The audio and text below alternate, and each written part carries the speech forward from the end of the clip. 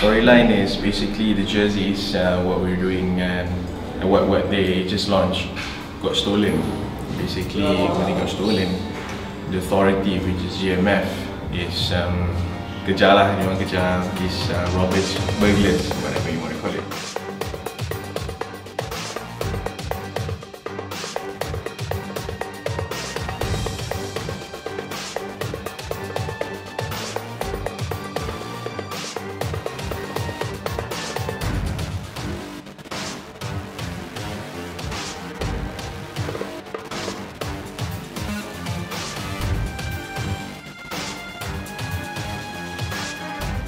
My name is Putri Saida, and for this TVC I'm doing wardrobe.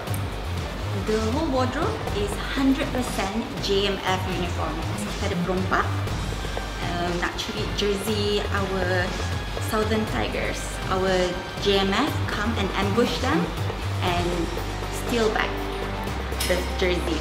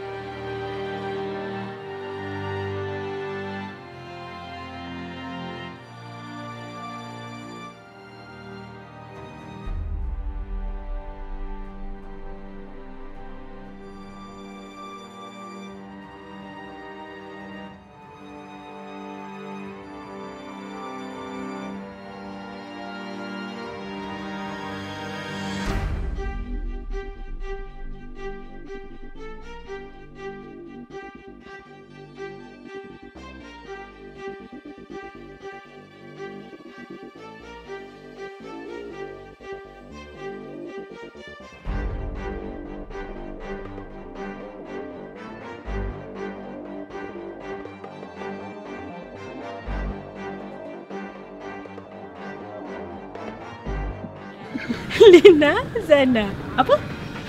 Line producer? Assistant producer? Macam bad boys lah. Ada tembak-tembak. Ketiak tak payah. Ada pukul-pukul. Ada apa ni? Ada bahan-bahan. Bos yang direct. Memanglah best. Memang very power gila. Happy. Not sad. Not sad. Not angry. Not angry. Damn good.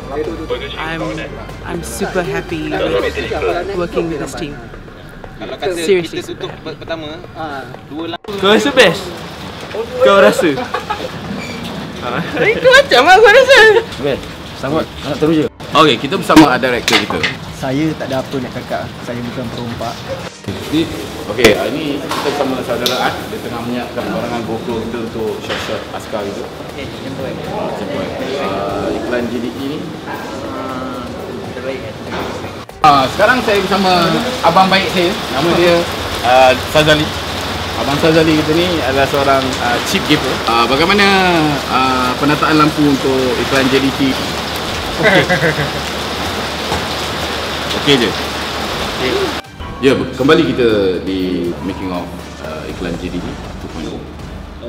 Jadi bersama saya sekarang, saya ada saudara Afiq yang juga seorang bukan sahaja seorang penata bunyi, malahan dia juga ada seorang sound engineer dan juga boomman dan juga beberapa kerja lain yang dia buat, sepertinya bahagian post production bagi bahagian penata bunyi. Pengalaman dia menyeramkan lah.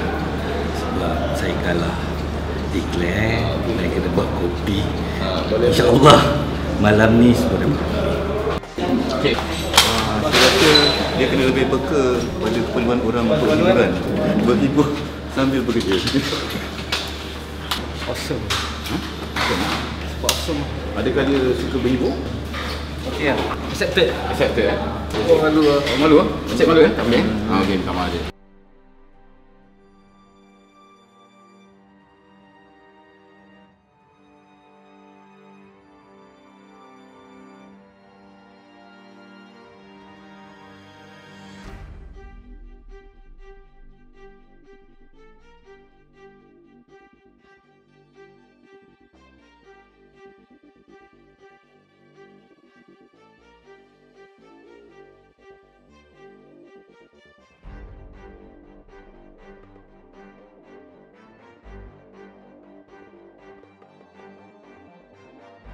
Assalamualaikum, nama saya Ahmad Tajuddin. Kawan-kawan panggil saya Touch. Dekat set penggambaran ni saya bertugas sebagai penata bunyi, sound recordist. The whole story is interesting pasal dia ambil satu subjek, ikon yang memang dekat dengan hati semua orang, and then dia ambil subjek ni, dia letak dalam satu situation yang ekstrim dan result dia, tindakan yang dia orang ambil hasil daripada kejadian yang they were put in. Dia buat things yang sebenarnya kalau betul-betul terjadi, kita semua nak buat benda yang sama, cuma dia orang ni boleh lah. Okay, cut.